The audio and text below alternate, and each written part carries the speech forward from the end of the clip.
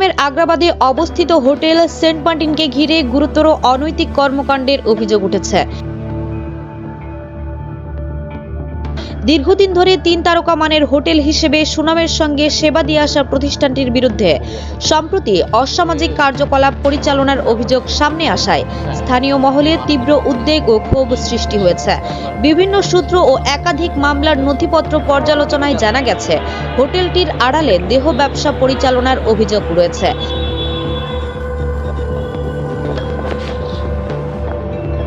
পাশাপাশি উঠতি বয়সী তরুণ-তরুণীদের অবাধ যাতায়াত নিয়ে প্রশ্ন উঠেছে। স্থানীয়দের দাবি, সন্ধ্যা নামলেই হোটেলটির পরিবেশ পাল্টে যায় এবং তা যেন এক প্রকার অনৈতিক কর্মকাণ্ডের কেন্দ্রস্থলে পরিণত হয়। অভিযোগ রয়েছে, উঠতি বয়সী তরুণ-তরুণীরা নিজেদের অনৈতিক কর্মকাণ্ডের নিরাপদ আশ্রয় হিসেবে এই হোটেলকে বেছে নিচ্ছেন। বিষয়টি নিয়ে অনুসন্ধান চালিয়ে বীর চট্টলা টিভি অভিযোগের সত্যতা সম্পর্কিত বিভিন্ন তথ্য সংগ্রহ করেছে। স্থানীয়দের দাবি, হোটেলটির বিভিন্ন কক্ষে অবাধ নারী পুরুষের মেলামেশা চললেও তা নিয়ন্ত্রণে কর্তৃপক্ষের কোনো কার্যকর উদ্যোগ দেখা যায় না। এতে এলাকার সামাজিক পরিবেশ মারাত্মকভাবে ক্ষতিগ্রস্ত হচ্ছে বলে অভিযোগ উঠেছে। এ বিষয়ে হোটেল কর্তৃপক্ষের বক্তব্য জানতে যোগাযোগ করা হলে হোটেলের পরিচালক শামসুল হুদা হিরু প্রথমে বীর চট্টলা টিভিকে সাক্ষাৎকার দেওয়ার আশ্বাস দেন, তবে পরবর্তীতে বিষয়টি ম্যানেজ করার চেষ্টা করা হয়। বীর চট্টলা টিভি সেই প্রস্তাবে অসম্মতি জানালে হোটেল কর্তৃপক্ষ কালক্ষেপণ শুরু করে এবং শেষ পর্যন্ত আনুষ্ঠানিক বক্তব্য দিতে অস্বীকৃতি জানায়। মানুষগুলির আপনারা এন্ট্রি দিলেন, হ্যাঁ, যে মানুষগুলি অকারেন্স করলো, সেক্ষেত্রে আপনার ছেলেটার নাম হচ্ছে সঞ্জয় চৌধুরী। তখন তিনি যখন এনআইডি দেয়, মেয়েটার নাম হচ্ছে লাবণী আক্তার। হ্যাঁ, সেক্ষেত্রে কি আপনারা কতটুকু মেনটেন করলেন যে এক্ষেত্রে একটা হিন্দু ছেলের সাথে একটা মেয়েকে এন্ট্রি দেওয়া একান্ত সময় কাটানোর জন্য, সেক্ষেত্রে আপনাদের কতটুকু?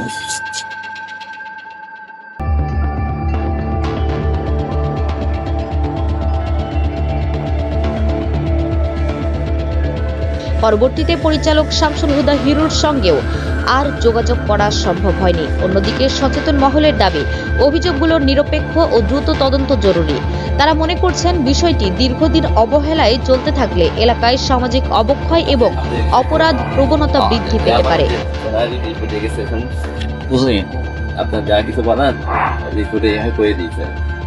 আচ্ছা, অর্থাৎ আপনারা এই বিষয় নিয়ে আপনারা কোনো কথা যা বলার আমাদের ইনচার্জ আছে উনি বলবেন, আর যা কিছু হয়তো সব তথ্যতে আমরা ইয়াতে পাঠাই দেওয়া হয়েছে। ইনচার্জ কথা বলতে আমাদের মুখোমুখি হচ্ছেন না। আমরা জানতে চাচ্ছি যে একান্ত সময় কাটানোর জন্য এরকম একটা হোটেলে কি সুযোগ করে দেওয়ার জন্য এটা কি রাইট ছিল কিনা, এই সম্পর্কে একটা ব্যাখ্যা চাচ্ছি আমরা। এদিকে আইন শৃঙ্খলা বাহিনীর পক্ষ থেকে জানানো হয়েছে, অভিযোগের সত্যতা পাওয়া গেলে সংশ্লিষ্টদের বিরুদ্ধে কঠোর আইনগত ব্যবস্থা গ্রহণ করা হবে। আমরা যেটা তথ্য পেয়েছি, এটার মামলা হয়েছে। যদি আমরা মামলাটা ইনভেস্টিগেশন করছি, যদি এদের এরকম সংশ্লিষ্টতা থাকে তাহলে এরা এই মামলার আওতায় আসবে, কোনো প্রকার ছাড় হবে, এটা বলে দেওয়া হয়েছে।